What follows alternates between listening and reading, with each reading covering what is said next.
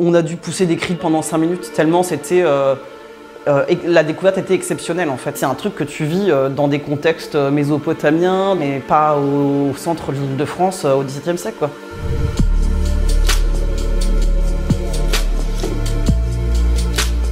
Imaginez ici une fortification de terre et de bois, un camp militaire éphémère, construit à la demande de Louis XIV en 1669. Pour la trentaine d'archéologues au travail depuis fin octobre, ce site est une pépite, 28 hectares de fouilles, une fenêtre d'observation exceptionnelle.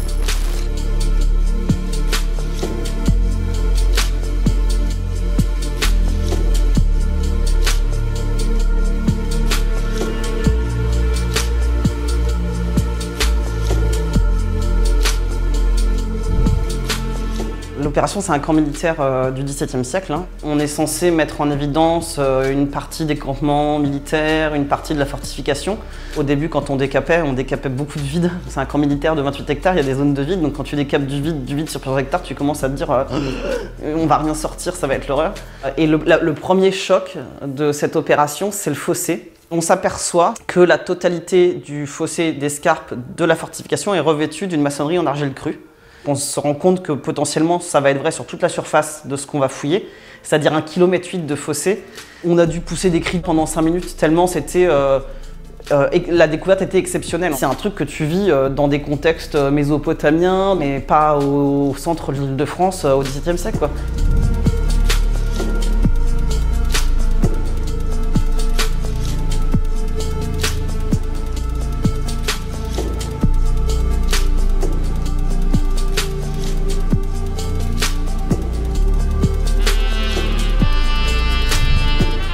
Ce qu'on a mis en évidence, c'est les réseaux de fortification et puis les campements à l'intérieur. On a les bâtiments qui correspondent aux écuries, on a les fosses à cuire qui sont des espèces de cuisines en batterie, organisées notamment pour l'infanterie.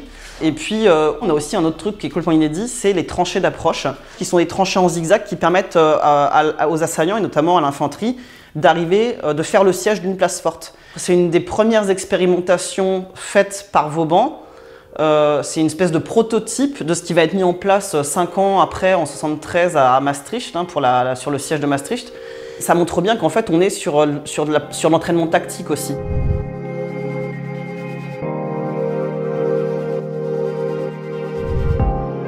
Aujourd'hui, le Fort Saint-Sébastien, ça reste en fait un site de référence. Il n'y a pas de site équivalent qui a été mis en évidence. En tant qu'archéologue, on a réellement exhumé un pan de l'histoire des techniques de fortification.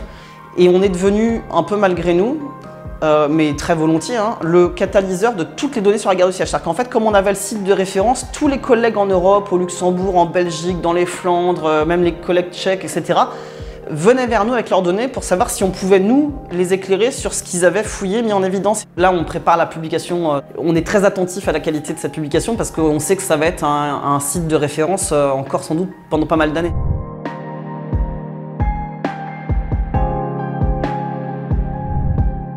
C'est sûr qu'au niveau local, ça a intéressé beaucoup les gens. Et quand on a fait les portes ouvertes au moment des journées européennes de l'archéologie, on a eu 1000 personnes sur le site. Malgré la pluie, mais vraiment un temps de chien, les gens sont quand même venus visiter le site et étaient très enthousiastes. On a eu des visites des universités, des unités mixtes de recherche. On a fait, il y a eu les expositions au musée de l'armée, des colloques et des conférences un peu partout, à l'étranger, en Grande-Bretagne, à Liverpool, en Écosse, en Belgique et j'en passe. Beaucoup de réunions publiques et de conférences locales, à Saint-Germain, à Paris, au Louvre. C'est un site qui a eu un retentissement quand même assez phénoménal. Pour fouiller 28 hectares d'un camp militaire de ce type-là, il faut une logistique d'enfer. Il faut une équipe quasiment de 40 personnes, ce qui est considérable. Il faut des engins mécaniques. Quand on rangeait les engins mécaniques le soir devant la base vie, c'était le concours agricole. Il y avait 5 pelles mécaniques 35 tonnes, 25 tractobènes qui étaient garés. C'est impressionnant aussi, c'est-à-dire qu'en fait, il a fallu qu'on adapte notre logistique à la logistique de Louis XIV.